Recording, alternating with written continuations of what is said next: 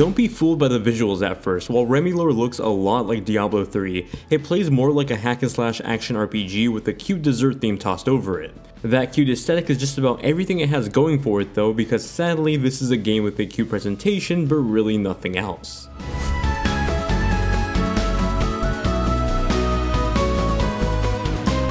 RemiLore's premise is straightforward, shallow, and really just random to top it off. You play as Remi, a schoolgirl that's cleaning her school's library when she comes across a magical sentient book that transports both of them to the world of Ragoa. The book, whose name is Lore, explains that his master has disappeared from his world, and so now his homeworld is being attacked by all sorts of different monsters. With Remi being his only hope, the two work together to clear out the world of all the monsters while also trying to get Remi back to her own home.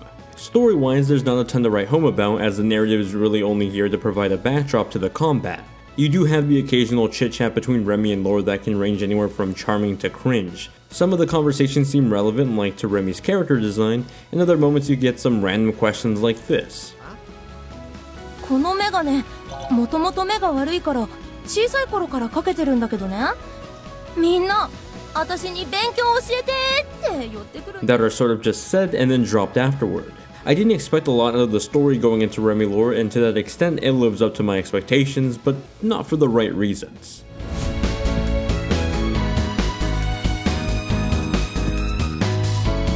Like just about everyone else with a video game background, I saw RemiLore and immediately thought, oh, this is just anime Diablo.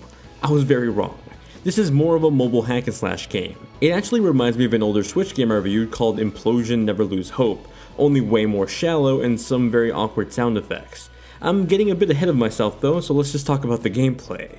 As Remi, you have these three abilities, 2 melee attacks and a magic attack that's done with the help of lore.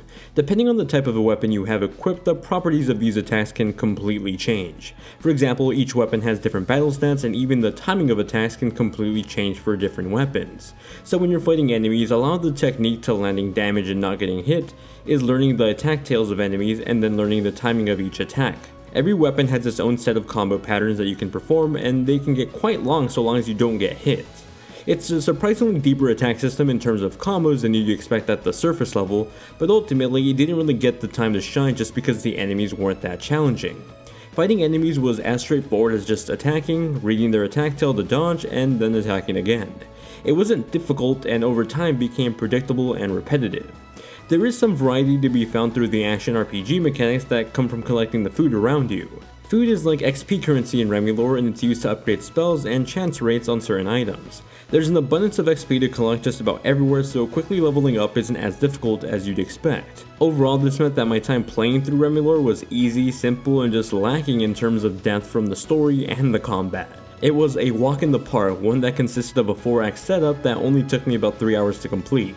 Mid-stage and final level bosses were the most challenging parts of the campaign, but rarely were they challenging enough to really make a significant difference in the overall campaign. It's a real bummer because you can find a pretty good foundation for some of the RPG mechanics here, but the combat is lacking in difficulty and mechanics that it really drains the RPG parts of the game. With that said, there is some replay value with the ability to come back for a new game plus, or even take on the story mode with a friend in local co-op. For those of you playing on the Nintendo Switch, single Joy-Con support is available. Specifically for the Nintendo Switch version, the addition of an in-game achievement system is pretty nice since that's missing on the system level, but without challenging or in-depth mechanics, I really wasn't too motivated to go back for another round solely for the achievements.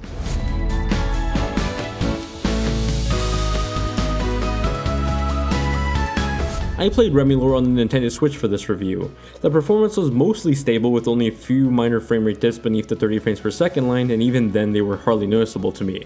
Resolutions looked like it ran at 1080p and 720p respectively between the dock and handheld mode.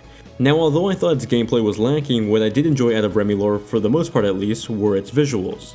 While not jaw-dropping by any means, it had a pretty solid lighting system that can create some beautiful looking visual pieces. Anytime the sun was setting, the light would cast at an angle, and it created this beautiful looking sunset view over the gameplay. From an art style perspective, a lot of the environment reminded me of Trine, only now with a top-down view instead. It worked well and looked great, at least when objects weren't disappearing. Now this just might be a pet peeve for me, but I really don't like when there's pop-in when you get close to the wall. I understand making the environment transparent at times, but perhaps an easier fade transition would have worked better. Having different elements of the environment just quickly jump cut in and out of view looks really bad to me.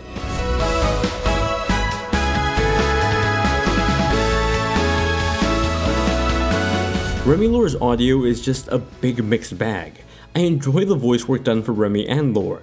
I think they're well done, at least for the standards of a game like this with a lacking story. They're not incredible performances, but they're at least more than just a simple sound reaction attached to a long paragraph of text. What I personally didn't like was just about everything else that was going on when they weren't talking. The sounds of attacks were very generic and unfitting.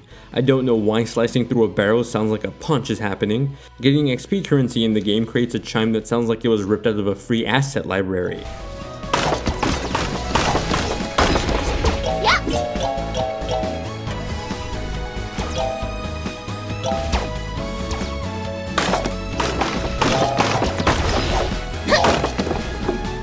Lastly, and this just might be me, but the sounds that play when you get hit are vastly uncomfortable. I mean, I've played my fair share of anime-based RPGs, I've dealt with the awkward high-pitched voice reactions before. RemiLore just kind of finds a way to make it more uncomfortable. Perhaps it's the fact that the reactions happen with every single hit and are the same sounds every time.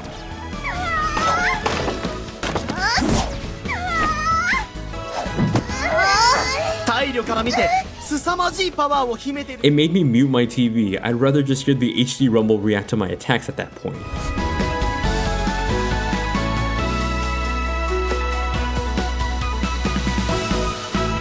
In the end, RemiLore was an easy hack and slash game that just didn't bring much else to the table besides some cute visuals and a bare bones action system. As a low price quick indie game, it's an okay time for a train ride into downtown LA. However, this isn't just a small cheap priced indie game.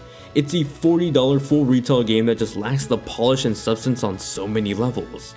Don't let the looks fool you, this is a game that talks the talk but doesn't walk the walk.